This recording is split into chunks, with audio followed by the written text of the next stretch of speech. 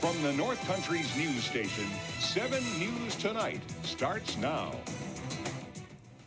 Tonight on 7 News, the latest information as the FBI is investigating after a vehicle explosion closes the United States and Canadian border. Plus, we take a look at how much is going to cost you to feed the family this Thanksgiving as we compare holiday prices this year from last. And we head to St. Lawrence County as the Knights of Columbus are getting ready to continue a tradition more than 30 years in the making. Good evening, Garrett Domblewski is off tonight. I'm Zach Grady. Our top story, a section of Gotham Street remains closed as crews put out a fire in a vacant 3-story home. The City of Watertown Fire Department say they responded to the call a little after 8:30 p.m. on Wednesday. Crews arrived to 624 Gotham Street to find the 3-story home with flames on all 3 floors. Along with city crews, Fort Drum Fire and Guilfoyle responded to the call. Officials say no one was home at the time and there are no injuries to report. The cause of the fire remains under investigation. The fire has been put out, but crews remain on the scene at the moment. Gotham Street is currently closed between Winslow Street and Flower Ave. We will have more details for you as they develop. New York Governor Kathy Hochul said there was no indication of terrorist attack. This in the Thanksgiving Eve vehicle crash and explosion that killed 2 people at a checkpoint on the American side of the U.S.-Canada bridge in Niagara Falls. CBS correspondent Michael George with the latest. Dramatic video shows the vehicle speeding along the roadway and launching into the air before landing and exploding on the U.S. side of the border with Canada.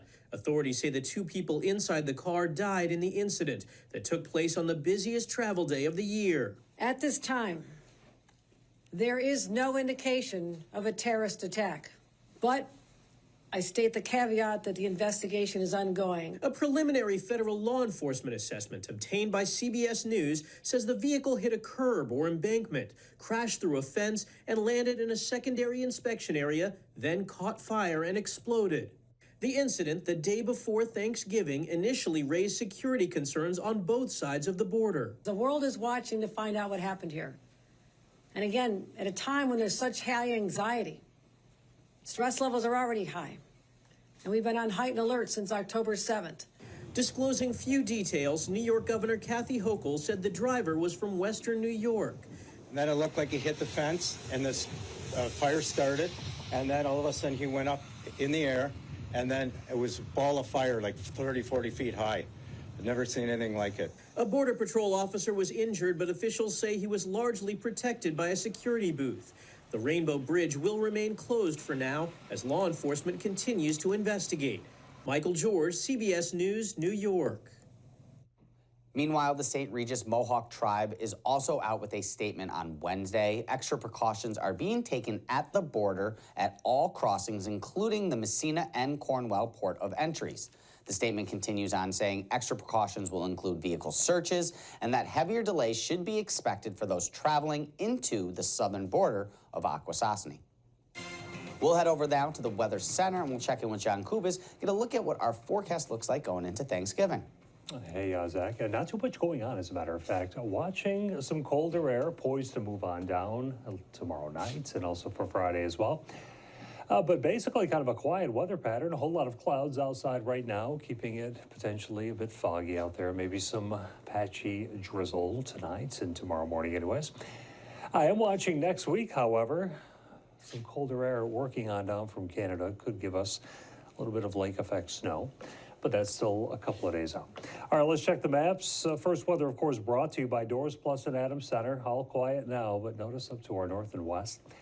Some snow showers, that's that leading edge to that very cold air. And I tell you what, we're going to be shivering on Friday. It's going to be a very cold day. So we'll talk temps and snow and a whole lot more in a bit. We'll send it back to you. Much appreciated, John.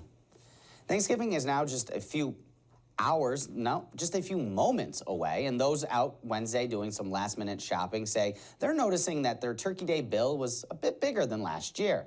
7 News reporter Chad Charette spoke to some last-minute shoppers to get the scoop on the cost of serving Thanksgiving this year. It's almost a given that you'll see turkey, stuffing, and cans of cranberry sauce on the Thanksgiving table. Their prices, however, are anything but constant. fuel, labor, those prices definitely can reflect what consumers pay at the grocery store, and also Mother Nature. On average, prices are up, the biggest increase coming in the form of turkey. The Farm Bureau says a 16-pound bird will set you back a couple more dollars this year. Other staples, like stuffing and milk, have only increased by a few cents. Some items like whipped cream and cranberries are actually cheaper this year. One reason for that is an increased supply in cranberry production here in the United States. Plus, we saw increased imports coming in from Canada. Although prices have gone up, the Farm Bureau tells us they've increased significantly less than previous years, and that could be a good sign for things to come. Last year, it was just over $66. This year, we're just over $70. While that still can be a concern for some families when it comes to paying for the food to put on their Thanksgiving table, it's definitely slowing down in terms of the inflation rate. One shopper we spoke to says prices are still too high, even if the rate of inflation is slowing down. They've gone up less. Well, going up is going up, and for people who really are on a budget, it's really tough.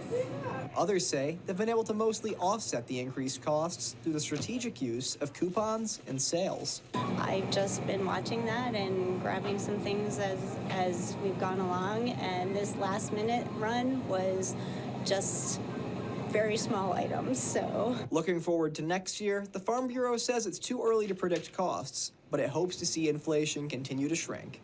Chad Charette, 7 News. This week is also one of the busiest and most costly when it comes to travel. This year, though, unlike the turkey, it may be less expensive than last year to travel this Thanksgiving.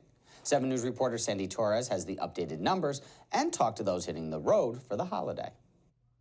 Just in time for the holidays, gas prices are going down, according to AAA. In Jefferson County, the average is $3.58. In Lewis County, $3.73. And in St. Lawrence, it's $3.71. Philip Blades just pumped $40 for his road trip with his wife back home to Albany, his first time going home for Thanksgiving in almost a decade. I just got released from prison this morning, and I'm happy and blessed, and it's our first Thanksgiving, first holiday in 8.5 years, and I'm blessed, I'm happy, I'm ready to get home.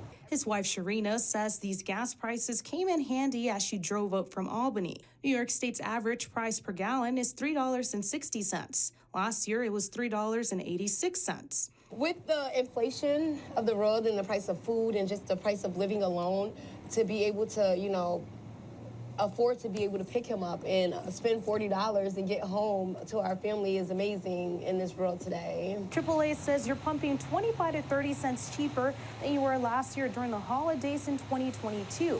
Why? Well, 2 reasons. The demand for gas has gone down, and so has the price of oil. Thanksgiving is a big time for travel. Almost 49 million Americans are driving for the 5-day Thanksgiving holiday weekend. And definitely if anybody is taking that road trip, maybe you plan ahead and get to the gas station early so you're not in a rush just because so many people are going to be hitting the roads. You definitely want to get that gasoline. AAA recommends the best time to travel on Thanksgiving Day is before noon. The same goes for the day you travel back. Sandy Torres, 7 News. The Knights of Columbus in Ogdensburg are continuing a tradition going on now for more than 30 years. Starting at 5 a.m. Wednesday, the group is prepping more than 1,000 Thanksgiving dinners. The Knights of Columbus are handing out the meals for free to the public. This year, over 600 pounds of turkey are being sliced, and nearly 30 volunteers are helping out to deliver the more than 1,000 meals. We have, believe it or not, 30 drivers come in. And they start at 11 o'clock delivering, and right now we got about 350 meals that's got to be delivered, and they usually do that in about an hour and a half. Dinners can be had either at the hall or for takeout. The Knights say volunteers for the day are welcome to help with all the meals. Also in the Maple City, more than 175 Thanksgiving meals were handed out this morning by the Catholic Charities of Ogdensburg. Bags stuffed with turkey and other Thanksgiving staples were handed out at no cost. Officials say each bag had enough food to feed a family of 5. Most years, organizers say they expect about 80 people. That number more than doubled this year with 178 people picking up food. Organizers say the cost of making a Thanksgiving dinner could be a reason behind this year's increased need. Let's say our turkey, a turkey that we just got, it's about $30. They range from $25 to $35. If you want to feed, and then that's only the turkey. You're also having to get stuffing, all the additives, all the pies, and with our bags, we have a full meal. Meals began being handed out at 9 o'clock Wednesday morning. Catholic Charities say within 20 minutes, all of the turkey was gone. The Salvation Army needs volunteers in 2 North Country communities to help keep a 77-year-old tradition running. December 1st is Old Newsboys Day. Every year, volunteers set up shop at businesses in and around Watertown, like at Walmart and Kinney Drugs, to sell a special edition of the Watertown Daily Times. All of the proceeds go to the Salvation Army and its efforts to keep the community fed and warm. Captain Dominic Nichols says more than volunteers are always needed, especially at this time of year. Between the kettles, Old Newsboy Day, and everything else that comes in at this time of year, this is when we're able to do things that are going on behind me, like the Thanksgiving meal, and so much more. So Christmas season, the holiday season, it's truly when we need your help. Volunteers for Old Newsboys Day are also needed in Lowville, where copies of the Journal and Republican will be handed out at Kinney Drugs and by the post office. The Fort Drum Band has announced dates for its holiday concert series featuring the 10th Mountain Division Band and vocalist. Performances are scheduled for Friday, December 8th at the Dulles Auditorium in Watertown, Saturday, December 9th at 7 p.m. at the Clayton Opera House, and Sunday, December 10th at the Carthage High School Auditorium. The performances are free and open to the general public. Still to come tonight on 7 News, Mel Busler. He's in the building, and he's got your North Country Sports Report. Hey, Zach, swimming and volleyball, the main attraction in sports, later on. Plus, more than $1 million in state funding is going to the town of Watertown for what residents have called a much-needed water project. When 7 News continues. From the North Country's news station, you're watching 7 News Tonight with Garrett Domblewski. Tonight's weather with John Kubis. And your North Country sports with Mel Busler.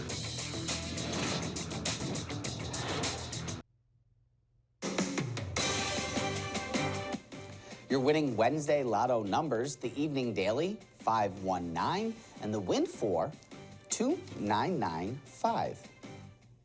The town of Watertown is getting more state money to help keep the water on in one community off of Route 11.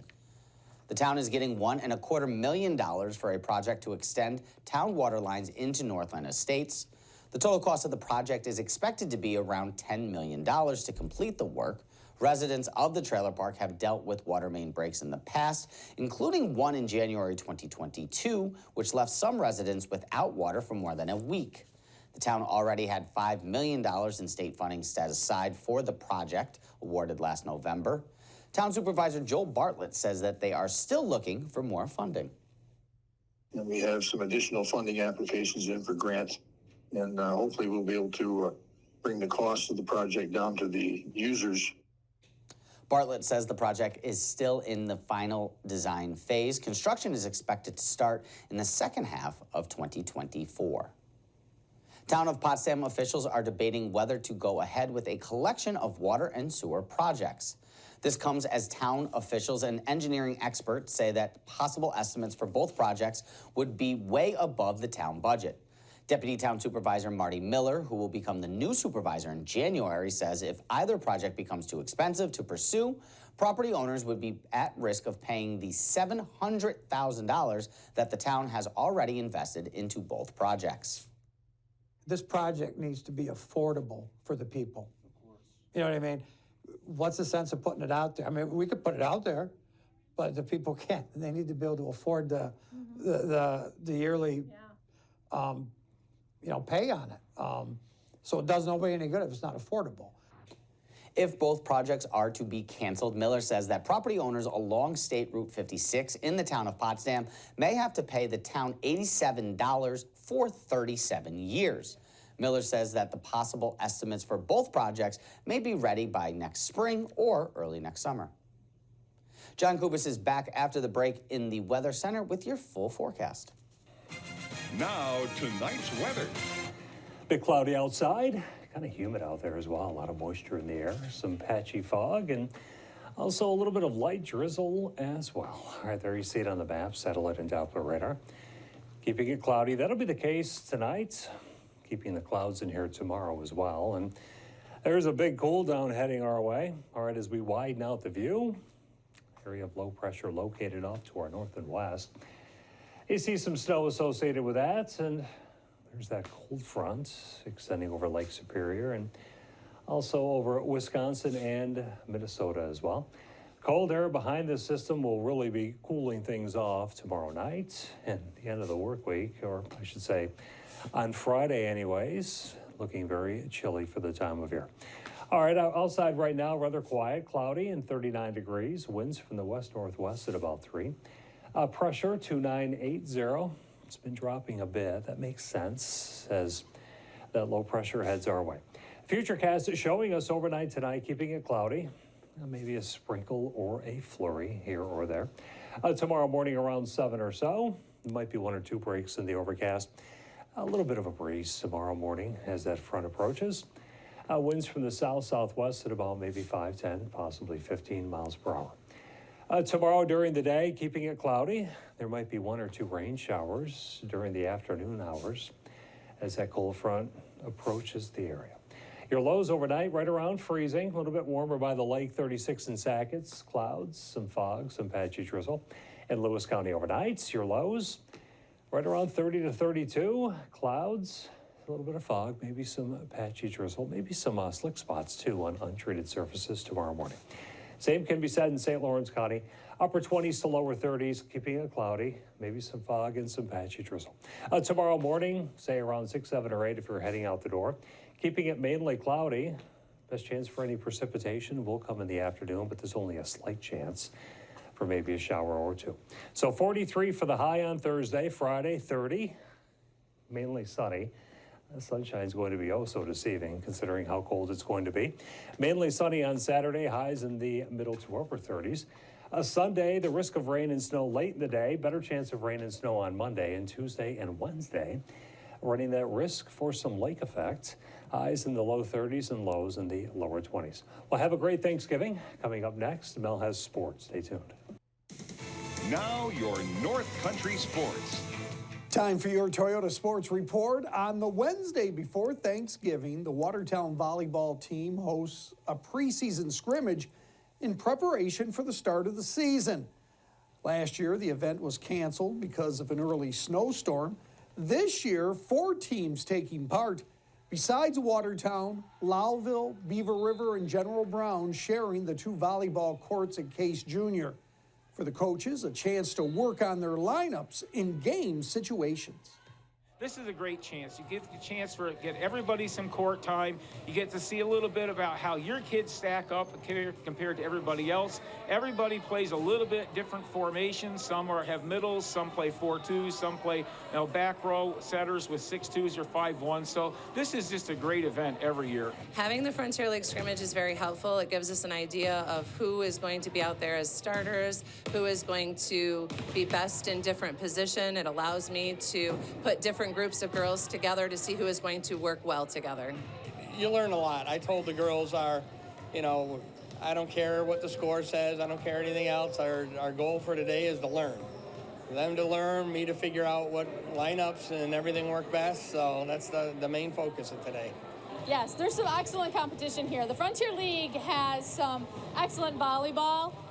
So it's a great opportunity to test yourself versus scrimmaging against yourself over and over, and just a chance to play and have a good time and work hard on your different skills. Well, the Beaver River girls swim team had a special season under Coach Ann Davis. The Beavers breaking records and setting new standards along the way. The Beavers put together an exceptional season, compiling a 10-2 mark. Beaver River tied with Lowville for first in the Frontier League B Division and second overall to Watertown in the Frontier League Championships. But it was the Beavers showing in Section 3 Class C that opened eyes, placing second to Skinny Atlas, one of the Beavers' finest seasons. It was a wonderful season, and the girls, they all worked really hard. They got along well. They had a lot of fun, and we made lots of memories this year. Yeah, it definitely blew me away. Everybody swam their best. They did amazing, and everybody was so positive at that meet. And I think that helped a lot in the water. I'm very proud of all of them. They've all done so well, and I'm very excited for the next season. Well, this year, I think having a big team, we really excelled at like what we wanted to do. Like we were really into our different events that we were swimming, which automatically pushed us to achieve our goals. I think this year our team was very motivated. We all came in with goals and things that we wanted to do. And I think that really helped push us to the accomplishments that we were able to make. Beaver River had a big group of swimmers this season, a fact that helped certainly with depth and in pushing swimmers to do their best. We had 18 this year. Typically we have closer to 14 or 15. So it was a little bit bigger, which was exciting. We could fill the lanes in the events. And they all seemed very much into their sport and trying to get better. The feeder program is called Turbines. That program, along with a strong modified group, should bode well for next season and beyond. Absolutely. We had a handful that had participated in Turbines, which got them started in the swimming program, and they brought their skills that they had worked on there and their times that they had worked on there and just kept improving them during our season at Beaver River. All that should keep a smile on Coach Ann Davis's face. Tonight's local scoreboard brought to you by Doors Plus, located in Adams Center. Quality products, professional services throughout the North Country, including Jefferson, Lewis, and St. Lawrence counties. Specializing in garage door repair and installation for both residential and commercial applications. Hey, it's an open door policy and also a closed door policy for your garage. Give Doors Plus a call. Just one game to report on this Wednesday night. Women's college hockey, Trine defeated SUNY Potsdam by a score of 1-0. Well, these aren't the same old Detroit Lions everyone is used to watching on Thanksgiving. The Lions enter Thursday's game against the Green Bay Packers with their best record through 10 games since 1962. A turnaround that started with a 7-2 finish after a 1-6 start in 2022 carried over into this season. The Lions hold a 2.5-game lead over Minnesota in the NFC North. The Packers-Lions kick off a holiday football feast that features 3 divisional matchups. Dallas hosting Washington in the late afternoon game. San Francisco visiting Seattle in the nightcap. Zach Edey had 28 points, 15 rebounds to carry number 2 Purdue to a 78-75 win over number 4 Marquette in the championship game of the Maui Invitational. The early season matchup of undefeated teams did not disappoint in a tournament stacked with 5 programs ranked among the top 11 nationally. Edey, the reigning National Player of the Year, shot 11 of 19 from the field and led the Boilermakers to their first Maui Invitational title. Well, that's it for now. We're going to stop, pay some bills. When we come back, Zach Grady has turkey on his mind.